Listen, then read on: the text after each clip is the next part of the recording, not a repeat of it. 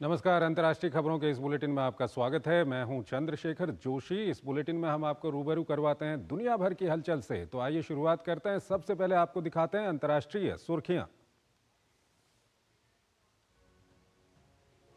Gaza में Israeli सेना का अभियान जारी। रक्षा मंत्री योव गैलेंट ने रफा में सुरंगों को नष्ट करने का किया दावा।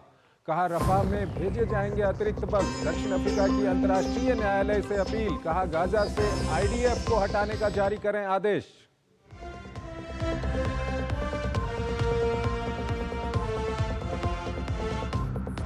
चीन के 2 दिवसीय दौरे पर पहुंचे रूस के राष्ट्रपति व्लादिमीर पुतिन। राष्ट्रपति शी जिनपिंग के साथ की द्विपक्षीय वार्ता। रूस चीन के बीच रक्षा साझेदारी बढ़ाने पर जताई सहमति। व्यापक रणनीतिक साझेदारी को और मजबूत बनाने के लिए साझा बयान पर हस्ताक्षर।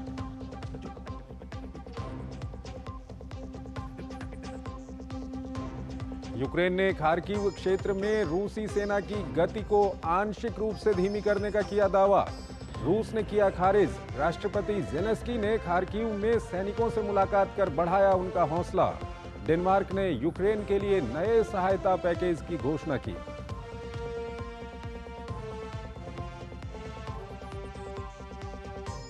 गोलीबारी में घायल स्लोवाकिया के प्रधानमंत्री रॉबर्ट फिको की हालत नाजुक लेकिन स्थिर। संदिग्ध हमलावर पर हत्या के प्रयास का मामला दर्ज। गृह मंत्री ने कहा कि हमलावर ने अकेले घटना को दिया अंजाम। सरकार विरोधी प्रदर्शनों में ले चुका है हिस्सा।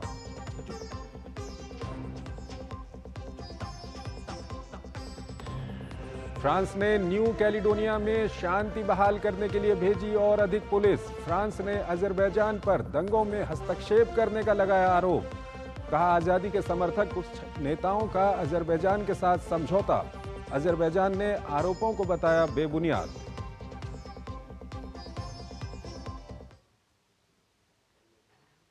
और आइए अब आपको दिखाते हैं एशिया का आईना।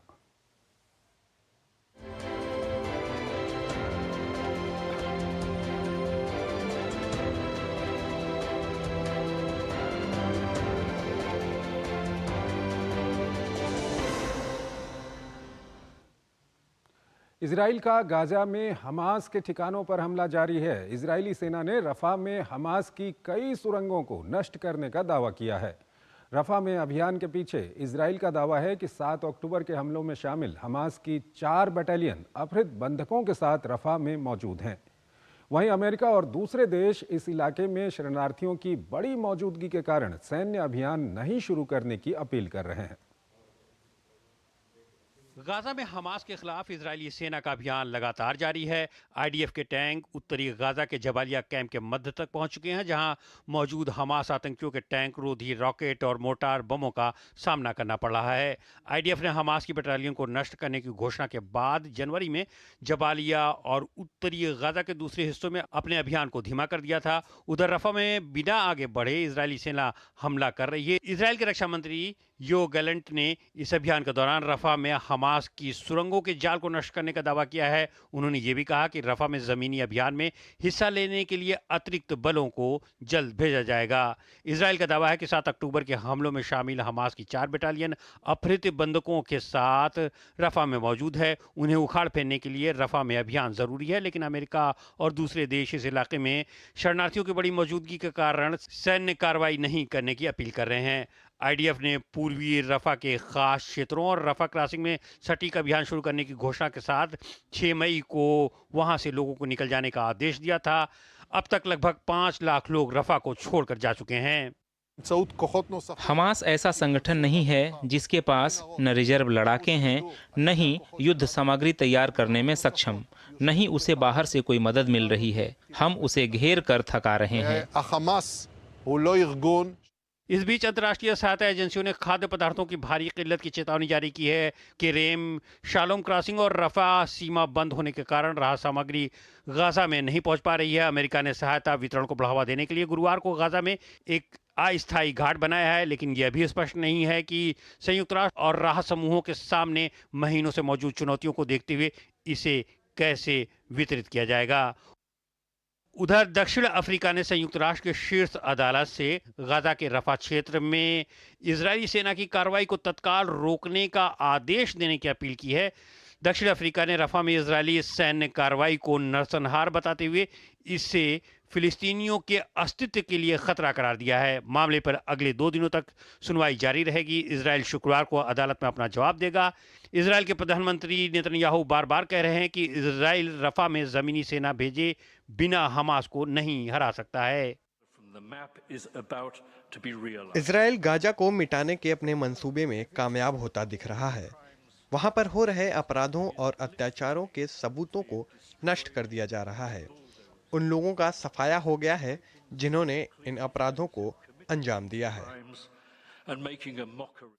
गाजा के हालात पर अरब नेताओं की बहरीन में शिखर वार्ता हो रही है। पिछले साल अक्टूबर में इजराइल और हमास के बीच संघर्ष शुरू होने के बाद नवंबर में सऊदी अरब के जिद्दा में इस्लामिक सहयोग संगठन यानी OIC की बैठक के बाद ये पहला मौका है जब 22 सदस्यीय अरब लीग के प्रमुख एकत्र हुए हैं।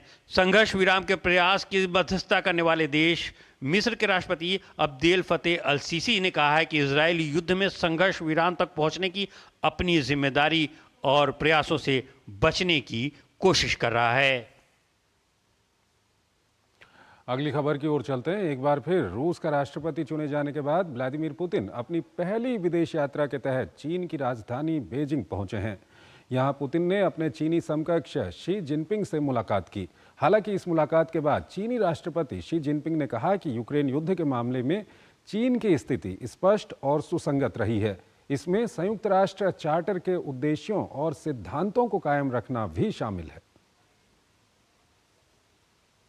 रूस के राष्ट्रपति के रूप में दोबारा चुने जाने के बाद व्लादिमीर पुतिन अपनी पहली विदेश यात्रा पर गुरुवार को बीजिंग पहुंचे।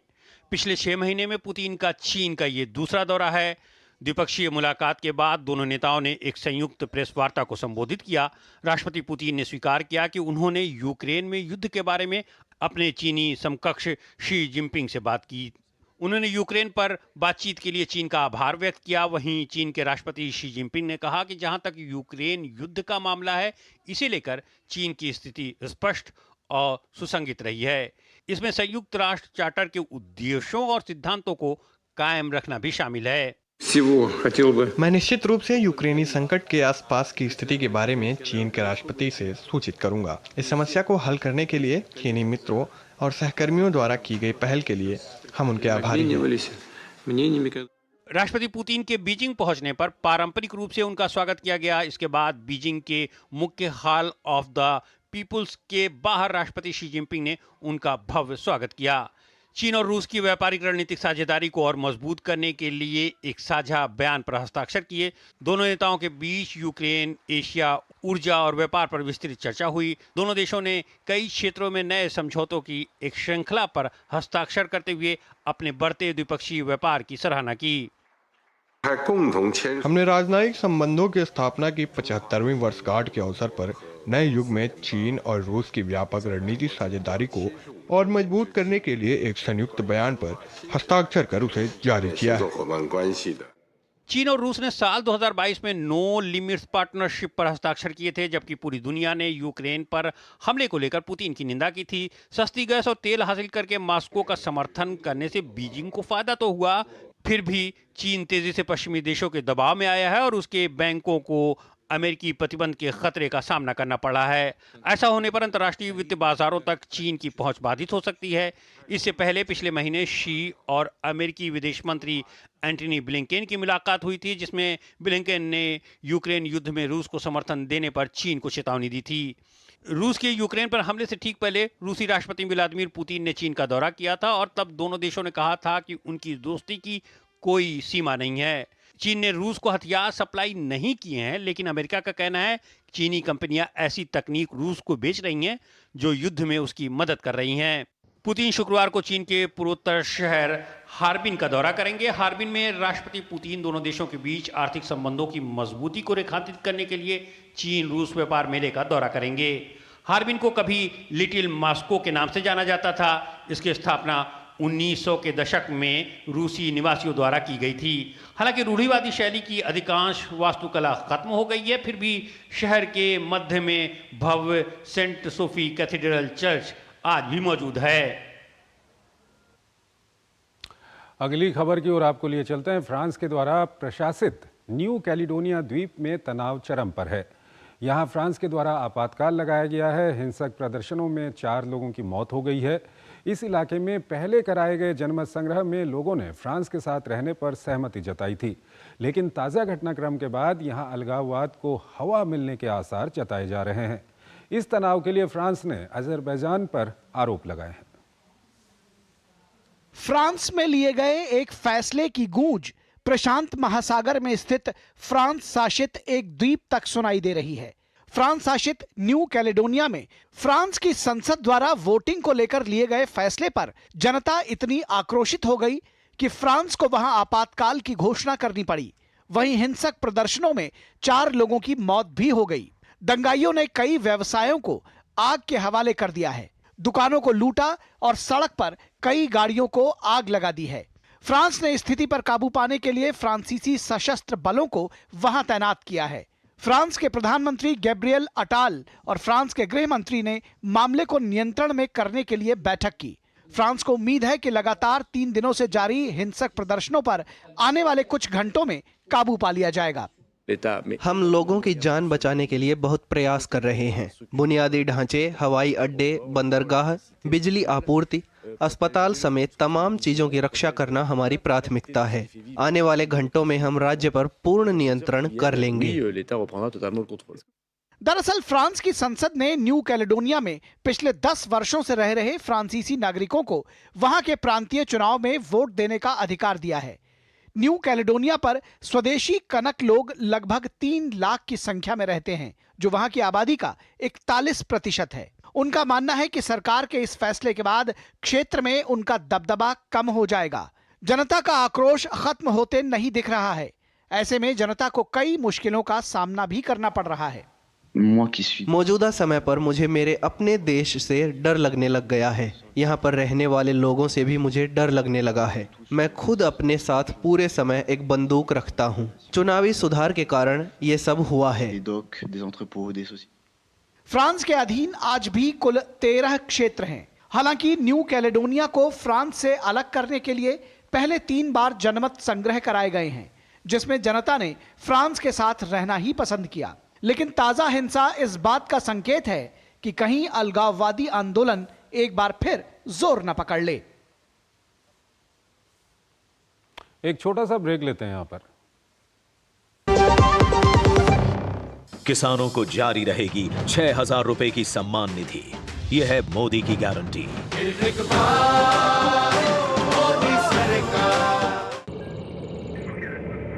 Curiosity can take you to some out of the world places.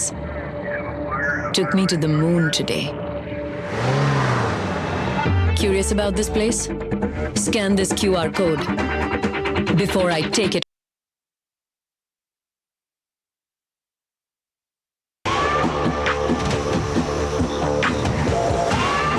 Seat, crafted for the curious.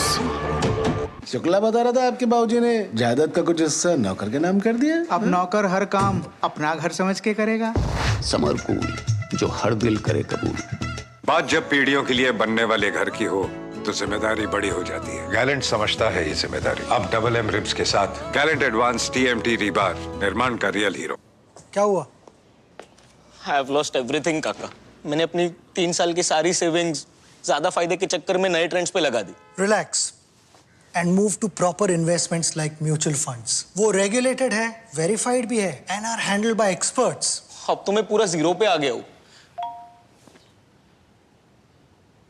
Thanks काका। अब सब सही है। म्यूचुअल फंड निवेश बाजार जोखिमों के अधीन है। योजना से जुड़े सभी दस्तावेजों को ध्यान से पढ़ें। गोल्डी छोले मसाले, जहाँ जाएं रिश्ते बनाएं। जहाँ जाए रिश्ते बनाए, गोल्डी मसाले। चेक। जाना पड़ेगा। अरे गेम छोड़ के 1 महीना हो गया कंप्लेंट किए हुए, बैंक रिफंड ही नहीं कर रहा है। कंप्लेंट करनी है। अरे बैठिए बैठिए, यहीं से कर लीजिए RBI के ऑम्बुड्समैन को। कैसे? RBI अधिकृत बैंक, NBFC या डिजिटल लेन देन के जितने भी प्लेटफॉर्म्स हैं, उनकी शिकायत आप कर सकते हैं घर बैठे बैठे। RBI के CMS पोर्टल पर। ये हो गया चेकमेट। कंप्लेंट करेंगे क्या? RBI कहता है जानकार बनिए, सतर्क रहिए। कस्टमर से जरूरी क्या है बेटा? अरे पापा, मोदी जी सारे ग्रुप में वोटिंग के लिए मैसेज कर रहा हूँ। बेटा कल छुट्टी है, कस्टमर ज्यादा आएंगे और तुम दुकान से बिल्कुल बाहर मत जाना, समझे? वाह पापा वाह, जिस आदमी ने हमारे लिए अपना घर परिवार सब छोड़ दिया, उसके लिए हम 20 मिनट नहीं ले सकते। ये डिजिटल ना होता तो आज भी रोज सुबह बैंक जाना पड़ता, तब टाइम नहीं लगता। बोलो पापा। बारी बारी चलेंगे, वोट डालने। कमल का बटन दबाएं, भाजपा को जिताएं। स्वागत है आपका ब्रेक के बाद और आइए अब आपको लिए चलते हैं यूरोप की ओर।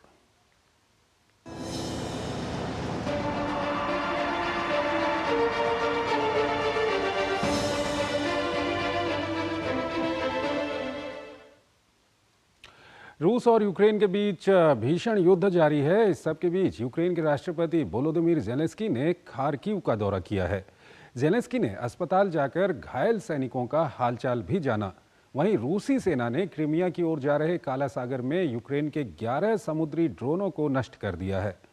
इस बीच डेनमार्क ने यूक्रेन को नए सैन्य सहायता पैकेज देने की घोषणा भी की है।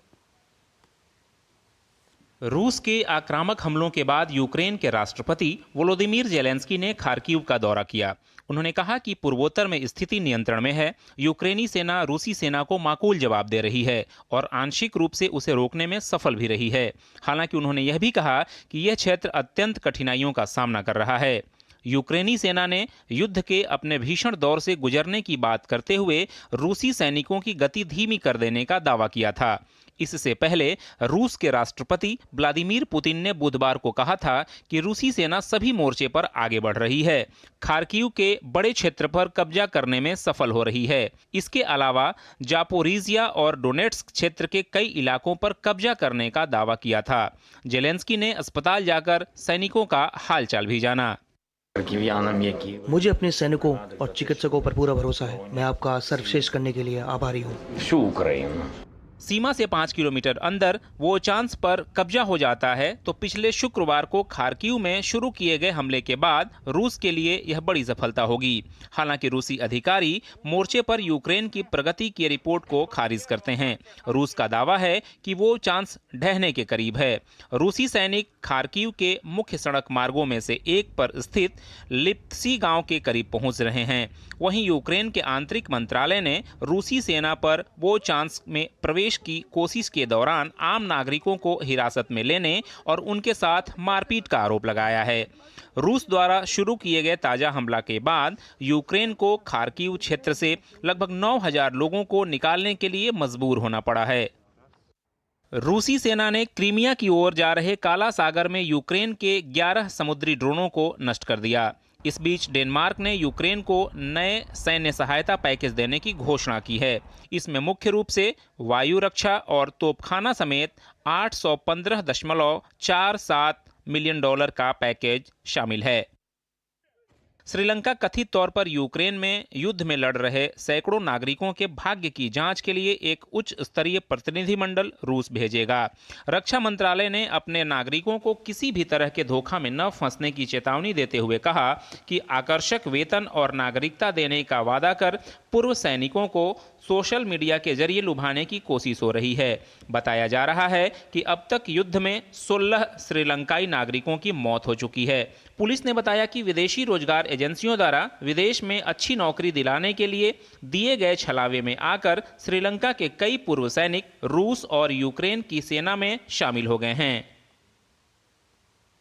स्लोवाकिया के प्रधानमंत्री पर जानलेवा हमले के बाद उनकी हालत गंभीर लेकिन स्थिर बनी हुई है। वो फिलहाल आईसीयू में हैं। इस घटना की अंतर्राष्ट्रीय जगत में कड़ी निंदा की गई है। वहीं स्लोवाकिया के राष्ट्रपति जुजान कापुतोवा ने लोगों से शांति बनाए रखने की अपील की है। दरअसल बुधवार को एक कार्यक्रम के दौरान स्लोवाकिया के प्रधानमंत्री पर 5 गोलियां दागी गई थीं।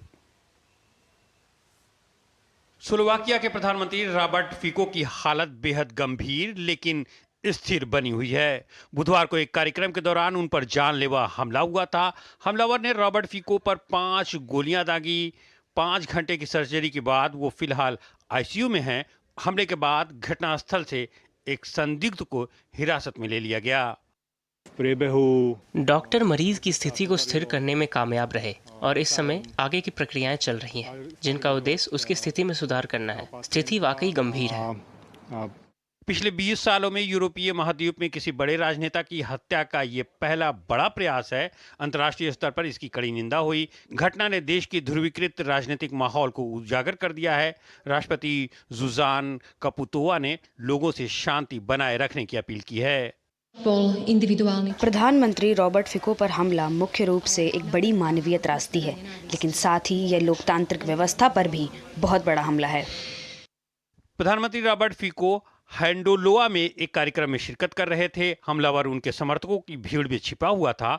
हमलावर ने बेहद करीब से उन पर गोली दागी। गोली उनके हाथ और पेट में लगी। इसके बाद उन्हें अस्पताल में भर्ती कराया गया।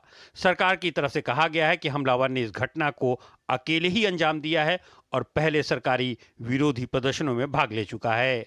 पुलिस ने संदिग्ध पर हत्या का आरोप लगाया है। आंतरिक मामलों के मंत्री मातूस सुताज स्टोक ने घटना को राजनीति से प्रेरित बताया। उन्होंने कहा कि हमला सुनियोजित था। अपराधी पर हत्या का प्रयास करने का आरोप लगाया गया है। हम मानते हैं कि यह राजनीति से प्रेरित हमला था। हमलावर खुद भी राजनीतिक घटनाओं में शामिल था। डॉक्टर्स प्रधानमंत्री के स्वास्थ्य को स्थिर करने में कामयाब रहे हैं, लेकिन वह अभी भी खतरे से बाहर नहीं निकले हैं। गोलीबारी की घटना उस दिन हुई जब संसद में देश के सार्वजनिक प्रसारक RTVS को खत्म करने के सरकार के प्रस्ताव पर चर्चा शुरू हुई थी। स्लोवाकिया के एक बड़ा तबका सार्वजनिक प्रसारक के प्रस्तावित सुधार का विरोध कर रहा है। हालांकि गोलीबारी की घटना सामने आने के बाद विपक्ष द्वारा बुलाए गए विरोध प्रदर्शन को रद्द कर दिया गया। घटना के समय संसद चल रही थी और स्लोवाकिया मीडिया ने बताया कि फिको की पार्टी के एक सहयोगी ने विपक्षी सांसदों पर चिल्लाते हुए हमले के लिए भड़काने का आरोप लगाया। हालांकि मुख्य विपक्षी दल ने घटना की तुरंत निंदा की। वहीं फेसबुक पर पोस्ट किए गए एक वीडियो में हमलावर को यह कहते हुए देखा जा सकता है कि वो सरकारी नीति से सहमत नहीं है और सार्वजनिक प्रसारक के लिए सरकारी योजनाओं का विरोध करता है। पिछले साल अक्टूबर में प्रधानमंत्री के रूप में चौथी बार लौटने के बाद फिको ने अपनी नीतियों में तेजी से बदलाव किया। उनकी सरकार पर यूक्रेन के समर्थन को सीमित करने के साथ रूस के साथ बातचीत शुरू करने के अलावा भ्रष्टाचार पर लचीला रुख अपनाने का आरोप लगता है। फिको लंबे समय से स्लोवाकिया की मुख्यधारा मीडिया की आलोचना करते रहे हैं और कुछ आउटलेट से तो बात करना भी गवारा नहीं समझते। उनकी पार्टी के सदस्यों ने हाल के महीनों में मीडिया और विपक्ष की कार्रवाइयों की घोर आलोचना की है। अगली खबर की ओर आपको लिए चलते हैं। तुर्की की एक अदालत ने 2014 में सीरियाई कुर्द शहर कोवानी पर इस्लामिक स्टेट के हमले के बाद विरोध प्रदर्शन भड़काने के दोषी पाए गए कुर्द समर्थक पार्टी के पूर्व नेता सिलाहतिन डेमिरतास को 40 साल से अधिक जेल की सजा सुनाई है। कुर्द समर्थक पार्टी के एक अन्य नेता फिगेन युक्सेकडेक को 30 साल से अधिक जेल की सजा सुनाई गई है। रूस ने अजरबैजान में स्थित अपने एक सैन्य अड्डे को बंद कर दिया है। इस सैन्य अड्डे में लगभग 2000 रूसी सैनिक तैनात थे। अजरबैजान और आर्मीनिया के बीच युद्ध के दौरान रूसी सेना इस क्षेत्र में सैन्य मिशन चला रही थी। हालांकि रूसी सेनाओं की तैनाती के बावजूद अजरबैजान की सेना के इस क्षेत्र पर कब्जा जारी है। अजरबैजान ने पिछले सितंबर में एक हमले में कराबाख पर फिर से कब्जा कर लिया था। और आइए अब आपको दिखाते हैं अमेरिकाना।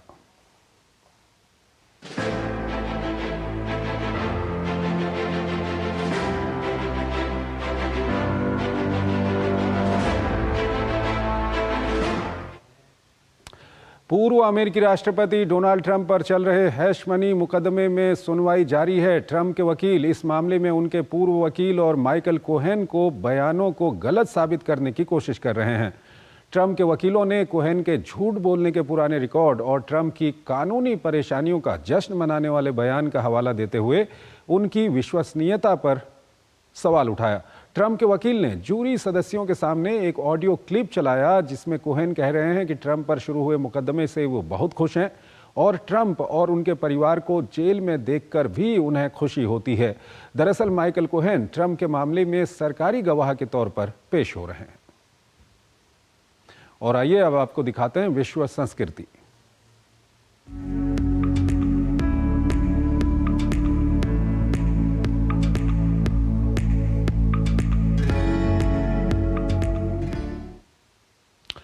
विश्व संस्कृति में बात करते हैं लियोनार्डो दा विंची की मशहूर पेंटिंग मोनालिसा की। भूवैज्ञानिकों को इस पेंटिंग के कुछ राज से पर्दा हटाने में कामयाबी मिली है।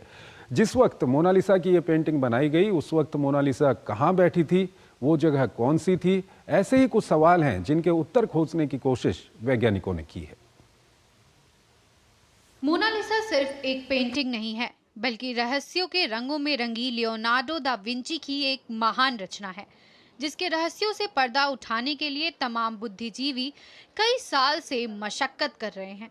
मोनालिसा की मुस्कान, पहचान से लेकर उस पेंटिंग की हर बारीकी अपने भीतर तमाम कहानियां और राज समेटे हुए है। लेकिन कला और भूविज्ञान के समागम से इस पेंटिंग से जुड़ा एक रहस्य कम हो सकता है। जब दा विंची इस पेंटिंग को बना रहे थे, उस वक्त मोनालिसा कहाँ बैठी थी?